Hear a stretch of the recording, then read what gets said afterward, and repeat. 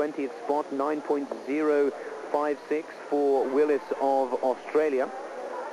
And we will await that score of Dominique Dawes very patiently indeed, as she, it seems, has thrown down the gauntlet to Shannon Miller. Only the top 8 go forwards, but of course there's a lot of prestige and pride with the top placings in each of the qualification apparatus. And here, talking to Wills, is Rodionenko, the Russian coach that trained the magnificent Russian team to the 1981 World Championships. And he really is now in Australia doing a superb job. But I just wonder whether he can manage to coach gymnasts with lacking in the raw material that he's used to coping with, you know, tall gymnasts instead of those selected small ones. 9.725, and Dominique Dawes, surprisingly, goes into second position behind Hadagan of Romania. Means that we'll be with you for 4 hours this morning and 4 hours tomorrow morning as we return to the women's vault with the defending world champion Pisquin still holding on to top position. This looks to be number 336, which is Sandra Tomaschko of Germany. Interesting to see the psychological preparations that the gymnasts undergo, because they matter so much. In their minds, they see the highlighted points that their coaches, or that they particularly have to think of, thrust from the apparatus, shape in the air, and mental and physical preparation for landing. Because remember, as the splash in the water is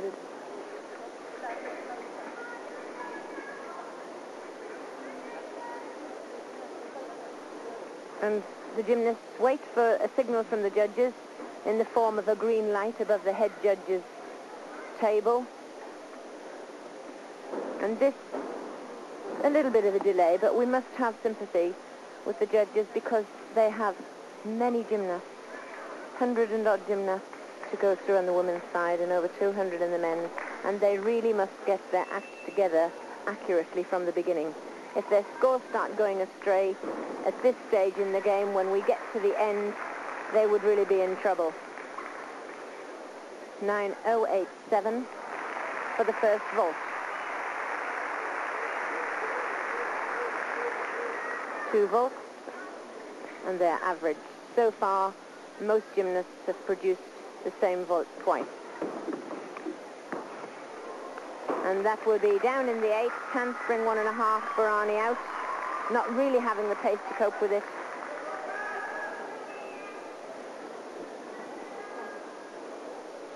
And the reason that she didn't get around in the twist was because she lacked rotation. The gymnast has to have the availability of rotation to stretch before twisting. In the piked position, it's impossible to twist that anchor's twist. Be made. It will be a capacity 10,500 crowd. 8.912 for Tomaschko of Germany, 23rd position. We go back to the women's vault, and one of Britain's entries, Karen Szymko. Oh dear, and disaster struck. Don't really know why. Missed a hand on the top, I would suspect. Yes, she did. Unfortunately for Gareth Davis, who's just standing in the background, her personal coach, he would see that coming, but she really did have a bad run-up. It looked like no-go from the start. Karen Szymko, originally from Leatherhead Gymnastics Club, and moved to Belthorne. Well, it looks like we move on yet again to the asymmetric bars of the girls, and possibly to see one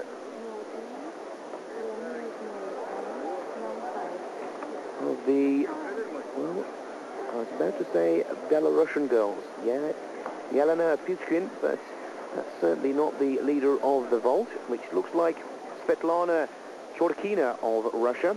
That familiar black slip of the Russian team.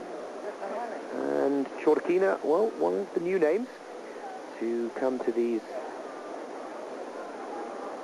World Championships here in Australia, and of course with one or two tumbles and not the best of performances from Dominique Dawes and Mo of China, the top 8 for the qualification of the asymmetric bars is still quite open in this women's competition.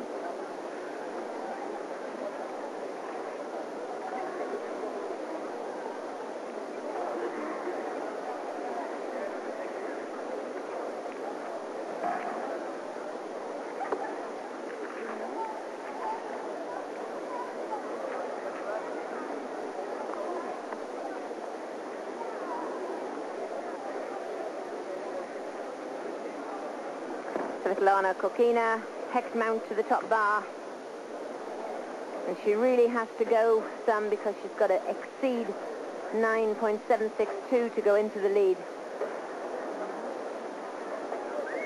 Nice gainer somersault to handstand, as we saw from Mao.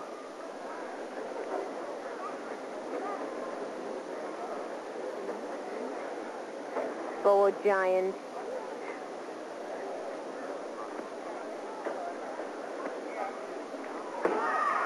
Well, it was good, but for my money, I'm just trying to weigh up between Hattigan, Dawes, and Khorkina.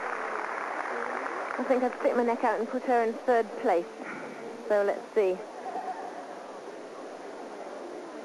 There's now a position to judge, but we have to try and examine how the competition is going. 0.0.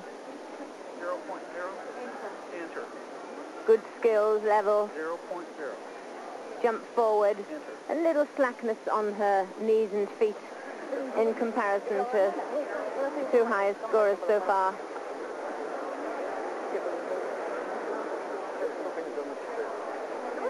Svetlana Khorkina, the last competitor in this 3rd rotation and the women's asymmetric bars.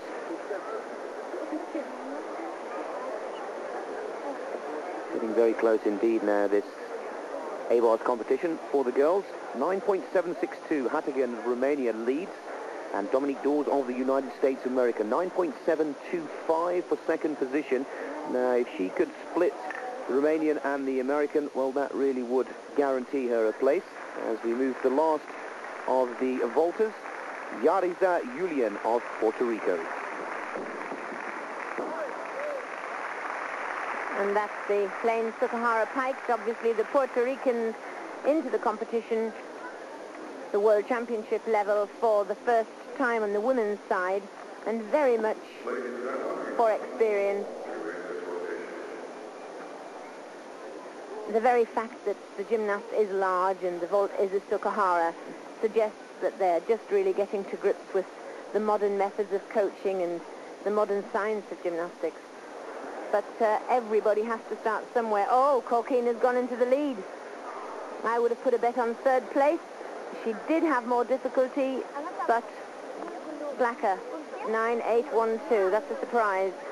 And the first surprise, one has to say, in this women's competition, qualification. No medals being decided today, but very interesting, the judges marking in the women's A-bars, and it's certainly something that we will watch through in the last rotation of this women's qualification, as Yulian, the Puerto Rican, takes her 2nd vault.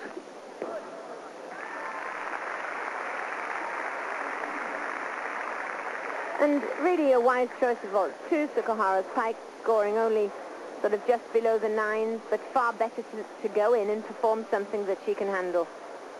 As we've seen already, many people come to grief because they're trying too much, and on the pressure of the day, they just can't cope with it.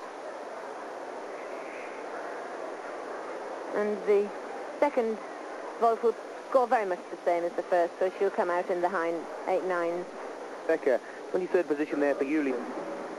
Well, welcome back to the 1994 World Gymnastics Championship.